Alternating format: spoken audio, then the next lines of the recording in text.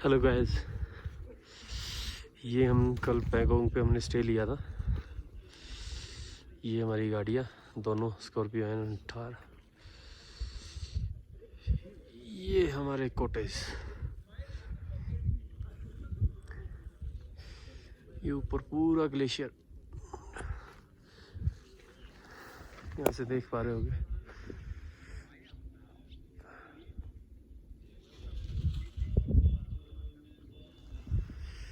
अब चलते हैं लेक के पास। तो गाइस, अब हम आपको मिलाते हैं अपने दो नए ट्रिप पार्टनर से। क्यों सोनू? सोनू को तो आप जानते ही हो। इन लोगों से आपकी मीटिंग हुई नहीं थी पूरी ट्रिप में, ये शर्मा रहे थे कैमरे से, तो हमने सोचा कि इनकी शर्म दूर करते हैं।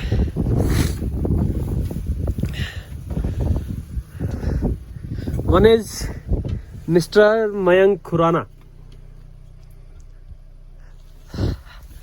ये सबसे आगे थे ट्रिप प्लानिंग में, लेकिन लास्ट मोमेंट में ये डिच कर गए।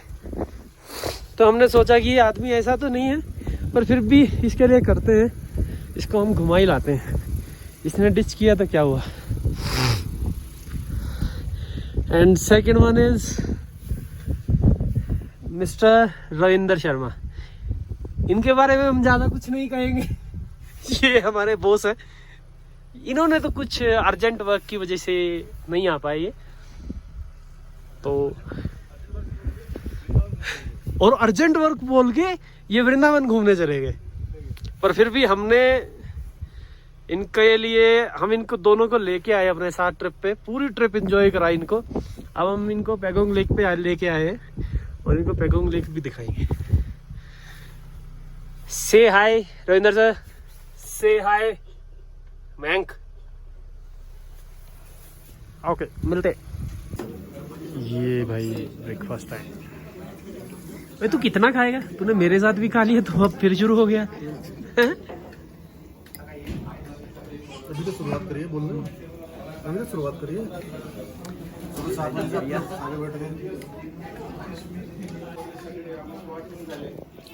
लो भाई, अब निकलते पैगोंग लेक के लिए जहाँ हमने स्टे किया था। ये वो प्रॉपर्टी है, प्रॉपर्टी बहुत अच्छी थी। ये हमारी दोनों महिंद्रा थार एंड स्कॉर्पियो, दोनों में से किसी भी गाड़ी को स्टार्ट होने में कोई भी दिक्कत परेशानी नहीं हुई। गाड़ी क्या है, दोनों हाहाकार है। ये and this is the view of Pangong lake.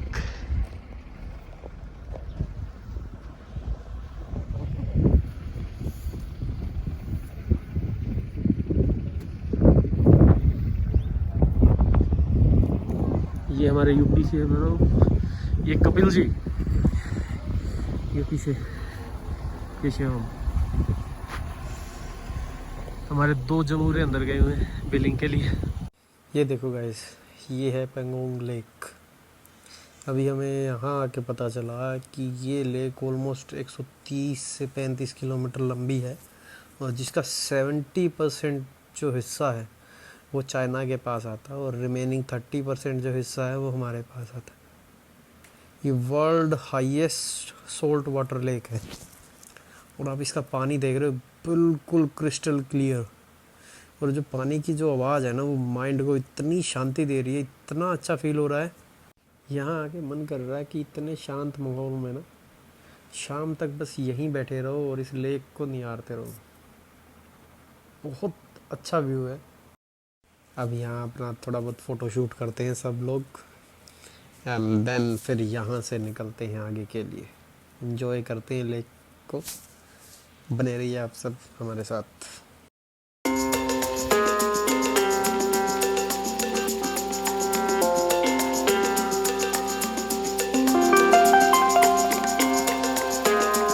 अब हम निकल चुके हैं पैगोंग से, और अब हम चले हैं हानले उमिंगला की तरफ।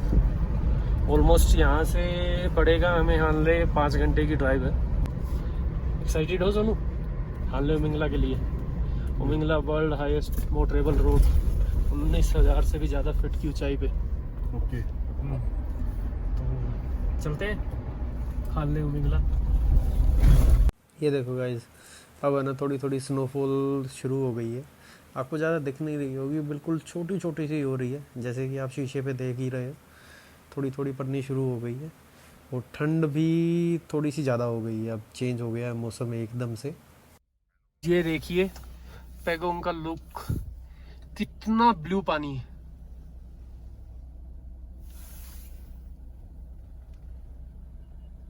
ऐसा लग रहा कोई सीनरी है। और रियल में देखने में ना तो और मेस्मराइज हो जाता है।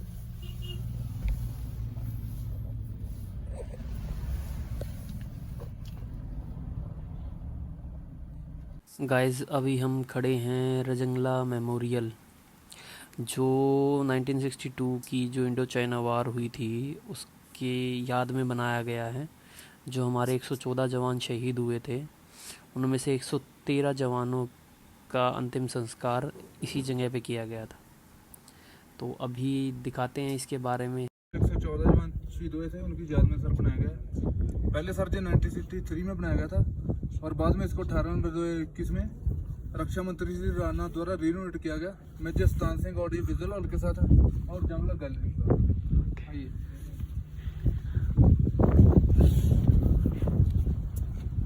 तो गाइस बने रहिए वीडियो में, बताते हैं रजंगला मेमोरियल की क्या मेमोरीज़ हैं, आपसे शेयर करते हैं। जैसा कि गाइस आप देख रहे हैं, ये हैं अहीर धाम। ये हमारे फौजी भाई ने बताया कि जो इंडो चाइना वार हुई थी 1962 में, तो उसमें हमारे 114 जवान शहीद हुए थे। उनमें से 113 जवानों का अंतिम संस्कार यहीं किया गया था। फिर उन्होंने हमें पॉइंट आउट करके दिखाया जहाँ इंडिया और चाइना की बंकर दिखाई देते हैं, एक साइड चीन वाला एरिया जहाँ ये रजंगला वॉर हुई थी।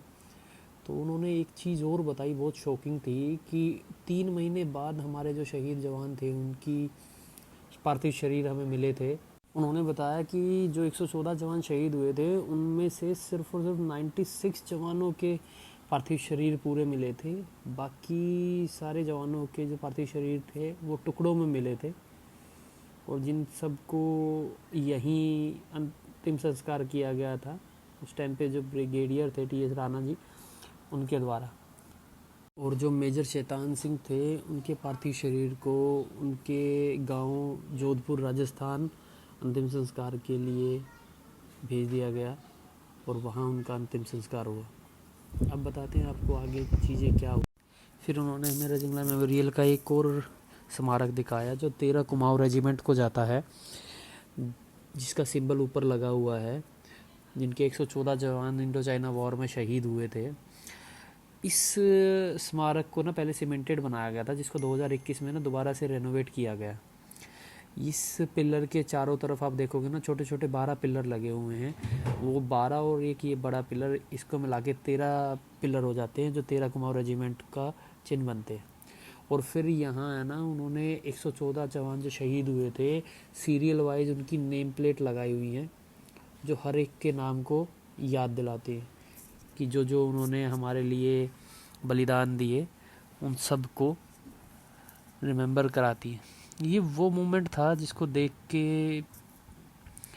एक्सप्रेस नहीं कर सकते फीलिंग क्या थी सबकी। और फिर वो हमें रजंगला मेमोरियल की गैलरी में लेके गए, जहाँ उन्होंने हमें बहुत सारी चीज़ें ऐसी दिखाई जो उस युद्ध में यूज़ की गई थी हमारी इंडियन आर्मी के द्वारा। सबसे पहले एंट्री करते ही आप देखोगे कि उन्होंने एक शाही चित्र दिखाया जिसमें हमारे जवान मेजर शैतान सिंह को अंतिम श्रद्धांजलि दे रहे हैं। और फर्स्ट टाइम रजंगला मेमोरियल ऐसा था जिसको रेनोवेट करके 2021 में इस तरह का बनाया गया जो अभी आप वीडियो में देख रहे हैं।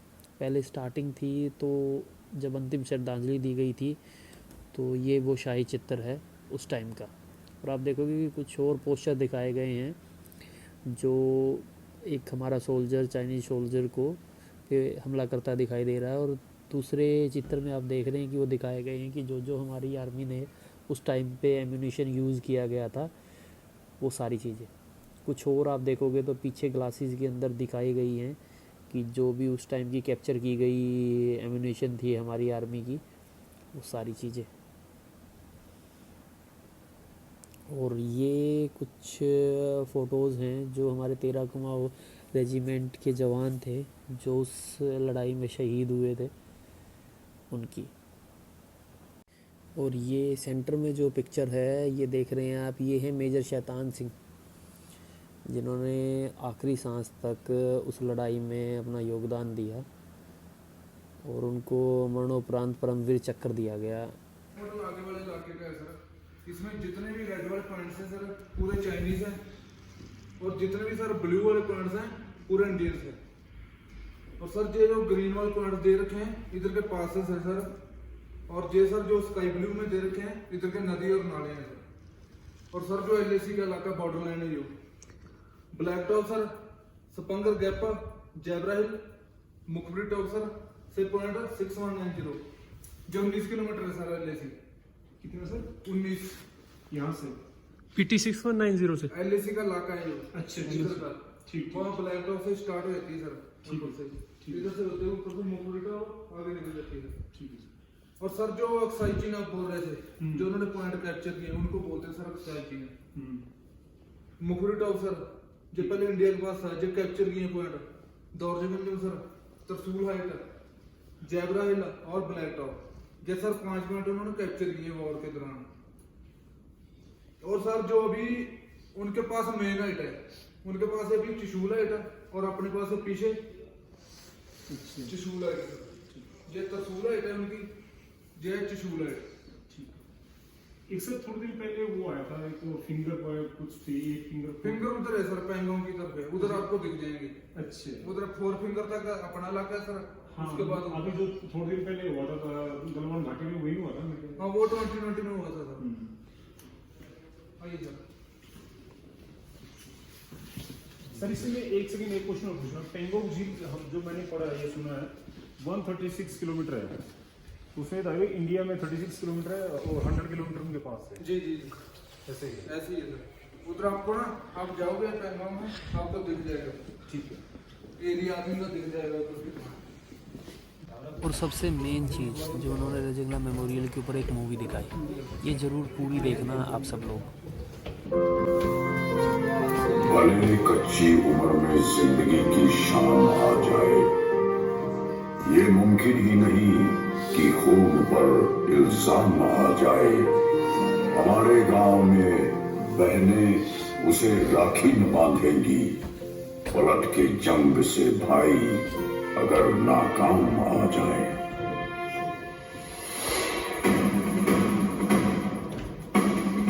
मैं कैलाश पर्वत और आज मैं आपको एक कहानी उस पराक्रम की कहानी जो मानवीय शक्ति और सामर्थ्य से भरी है, उस शौर्य की कहानी जिसे हमने आंखों से न देखा होता तो किंवदंती कहकर झूला, उस अदम्य साहस की कहानी जो घटते हुए तापमान के साथ और बढ़ा, उस युद्ध की कहानी जो भारत के रणबांकुरों में आखिरी गोली और आखिरी सांस तक ला। ये कहानी है 1962 के भारत चीन युद्ध की। ये कहानी है रिजंगला की।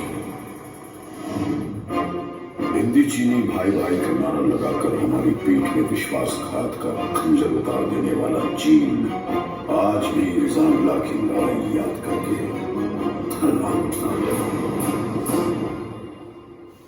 बात तब की है जब हमारी आजादी को सिर्फ 15 वर्ष हुए थे। हम घुटनों से उठकर पैरों पर खड़े होने की कोशिश कर रहे थे। हमारे सैनिकों की छातियां साहस और संकल्प से भरी हुई थी, लेकिन हमारे हथियार अत्याधुनिक हथियारों से खाली थे। मित्रता की आड़ में छुपकर चीन ने हम पर आक्रमण कर दिया। जब तक हम उनकी नीयत भांप पाते, संभल पाते, वो हमारी सीमाओं में भीतर तक प्रवेश कर चुके थे। चीन की दृष्टि उस सेक्टर पर थी जो सामरिक दृष्टि से जीतना उनके लिए बेहद जरूरी था, चुशुल। इसी के फलस्वरूप जम्मू कश्मीर के बारामूला में स्थित डेरा कमांड को चुशुल सेक्टर में डिफेंसेस इख्तियार करने का हुक्म दिया गया। 2 अक्टूबर 1962 को कमान अधिकारी लेफ्टिनेंट कर्नल H.S. हीरा की अगुवाई में 13 कमान ने ले पहुंचकर 114 इन्फेंट्री ब्रिगेड में रिपोर्ट की। 13 अक्टूबर 1962 को बटालियन चुशूल एयरफील्ड की सुरक्षा के लिए रवाना हुई तथा 24 अक्टूबर 1962 तक पूरी बटालियन चुशूल एकत्रित हो गई। यही चुशूल की घाटियों में समुद्र तट से 16,440 फीट की ऊंचाई पर स्थित है रिजंगला। रिजंगला दक्षिण पूर्वी दिशा में एक प्रहरी की तरह खड़ा है और चुशूल घाटी को दिन रात सुरक्षा प्रदान करता है। रिजंगला पर डिफेंस इख्तियार करने की जिम्मेदारी मेरे उस पराक्रमी बेटे को सौंपी गई जिसे राजस्थान की वीर भूमि ने महाराणा प्रताप और बप्पा रावल की कहानी सुनाकर पाला था, मेजर शैतान सिंह। दुश्मन किसी भी वक्त रिजंगला पर आक्रमण कर सकता था। उल्टी गिनती शुरू हो चुकी थी, लेकिन पल हार और जीत का अंतर सिमटता जाता था। मेजर शैतान सिंह ने पलक झपकने की प्रतीक्षा भी नहीं की, रिजंगला पर अपनी कंपनी द्वारा डिफेंस इख्तियार कर दिया। इन बर्फीली घाटियों पर तापमान 0 से 40 डिग्री नीचे तक फिसल जाता है और विज्ञान कहता है कि इंसान का शरीर इतनी ठंड बर्दाश्त करने के लिए नहीं बना। एक बार तापमान में शरीर के अंदर प्रवेश कर गया तो हृदय गति रुकने लगा। लेकिन अगर कोई ये कहे कि उसे मौत से डर नहीं लगता तो या तो वो झूठ बोल रहा है या फिर इंडियन आर्मी से वो भारत का सिपाही है। मेजर और उनके लड़ाकों को तापमान की नहीं, हिंदुस्तान की फिक्र थी। 18 नवंबर 1962 प्रातः 4 बजे नायक हुकुमचंद के नेतृत्व में नंबर 8 प्लाटून के एक पेट्रोल ने भारी संख्या में दुश्मन को अपनी प्लाटून की तरफ बढ़ते देखा। उन्होंने तुरंत लाइट फायर और लाइट मशीन गन के बर्स्ट से सबको अलर्ट किया। इसके फलस्वरूप पूरी कंपनी स्टैंड टू में आ गई।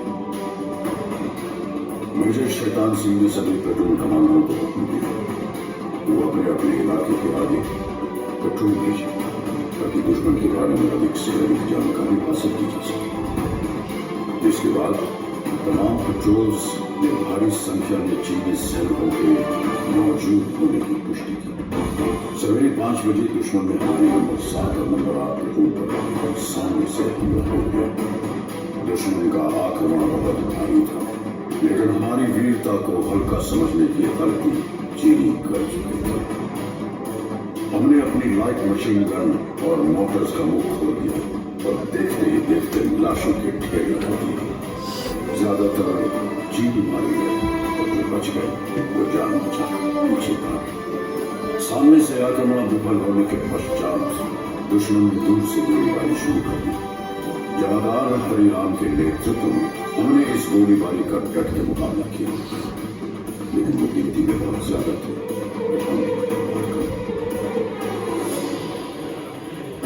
चीन की सेना ने इस इलाके पर कब्जा कर लिया और हमारे वीर सिपाही संगीनों पर सर रखे हमेशा के लिए सो गए। तभी उत्तरी छोर से नंबर 7 प्लाटून पर भी दुश्मन ने हमला बोल दिया। जवाहरलाल सोजा ने 3 इंच मोटे सेक्शन को आगे बढ़ते दुश्मन को निशाना बनाने का हुक्म दिया। मोटर सेक्शन ने कारगर फायर डालते हुए दुश्मन को भारी नुकसान पहुंचाया। दुश्मन ने अतिरिक्त जवानों और मीडियम मशीन गन के साथ फिर से हमला किया। इस बार लड़ाई सिर्फ बंदूकों और गोलियों से नहीं, हाथों से भी लड़ी गई। कुश्तीबाज लांस नायक सिंह राम यादव ने 10 चीनी सैनिकों को बालों से पकड़कर चट्टानों पर पटक पटक कर मार दिया। उनकी फौलादी भुजाओं से टकरा के चीनियों के हौसले चढ़ गए। इस प्लाटून के समस्त सैनिक बड़ल शौर्य के साथ लड़े और हंसते हंसते वीर गति को प्राप्त हुए। अब दुश्मन अपनी आत्मा का रुख प्लेटून नंबर 9 की ओर मोड़ चुका था। चीनियों ने भीषण गोलीबारी की। हमने एक एक गोली के जवाब में 10-10 छातियां आगे कर दी। मैंने अपनी आंखों से देखा मेजर शैतान सिंह का शौर्य। मैंने देखा उस जाबाज का जलाल। देखा कि कैसे उसके सीने से टकरा के संगीनों की धार मुड़ गई और कैसे उसकी ललकार सुन के चीनी आंखों की नींद उड़ गई। मेजर शैतान सिंह के बदन में चीन का लोहा घुसता रहा और वो दिलेर चीनियों की बुजदली पर घुसता रहा। बदन खून से लथपथ था, लेकिन आवाज में बिजलियां अब तक कड़क रही थी। मेजर शैतान सिंह ने अपने सिपाहियों को ललकारा, काट देना या कटना, पर सौगंध है तुम्हें भारत मां की, पीछे मत हटना। मेजर शैतान सिंह बुरी तरह घायल था। उन्हें फौरन सुरक्षित ठिकाने की तरफ बढ़ने का आदेश दिया, लेकिन उन्होंने इनकार कर दिया। उन्होंने नायक रामचंद्र यादव और उनके साथ एक और जवान को बटालियन हेडक्वार्टर भेज दिया ताकि वो दुश्मन के आंखों की खबर पहुंचा सके। मेजर शैतान सिंह आखिरी गोली और आखिरी सांस तक लड़े। भारत की चरण में अपने प्राणों की तकरीबन 16 घंटों तक चले इस महासंग्राम में चीन में 1300 सैनिक थे। चीन के अखबारों में भारतीय सैनिकों की वीरता के किस्से चले। शहीद मुल्क मिल्लत, मैं तेरे ऊपर निसार, अब तेरी हिम्मत के चर्चे गैर की महफिल में। मेजर शैतान सिंह और उनके साथियों ने चीनियों की हिम्मत तोड़ दी। उन्होंने चुशूल पर कब्जा करने का विचार हमेशा के लिए छोड़ दिया। युद्ध के 3 महीने बाद फरवरी 1963 में भारतीय फौजी वहां पहुंचे तो देखा कि बर्फ में सिपाहियों के बदन पकड़ गए थे, लेकिन हाथ से बंदूकें नहीं छूटी थी। मेजर शैतान सिंह को उनकी उत्कृष्ट वीरता, अदम्य साहस, दृढ़ निश्चय और पराक्रम के लिए मरणोपरांत भारतीय सेना के सर्वोच्च सम्मान परमवीर चक्र से अलंकृत किया गया। रिजांगला के युद्ध में वीरता की नई गाथा लिखने वाले जवानों को एक विशिष्ट सेवा में 8 वीर चक्र, 4 सेना निरुद्ध और 1 मिलिट्री डिस्पैच प्रदान किया गया। इस युद्ध की स्मृति में घटी कमाओं की चावली कंपनी को पुनर्गठन के दौरान रिजांगला कंपनी के नाम से जाना जाता है। ये युद्ध स्मारक रिजांगला के इतिहास में गवाह है। इसके प्रांगण में आहेर धाम उस पवित्र स्थान पर स्थित है जहाँ भारत माता के वीर सुपुत्रों का समूह संस्कार किया। तत्कालीन ब्रिगेड कमांडर ब्रिगेडियर टी.एम. बैनर द्वारा वीर योद्धाओं को मुखांजलि दी गई थी। जो राष्ट्र को धर्म मानते हैं उनके लिए ये स्मारक एक महातीर्थ की तरह वंदनीय है। तुम ही न होते तो दुनिया बबूल हो जाती, जमीन खून से यूं लालाजार करता कौन। हजारों लोग हैं यूं तो जमाने में, लेकिन हमारे वास्ते यूं मुस्कुरा के मरता कौन। रिजांगला मेमोरियल का आरोप पत्र एक घोषणा है कि हम भारत के लिए जिएंगे, भारत के लिए मरेंगे। ईश्वर हमारे शत्रुओं पर दया करे, क्योंकि हम दया नहीं करेंगे। जय हिंद, जय हिंद की सेना। Guys, this is the best memory of my life. मैं एक्सप्रेस नहीं कर सकता कि मेरी फीलिंग इस टाइम पे क्या थी। This is the best feeling ever.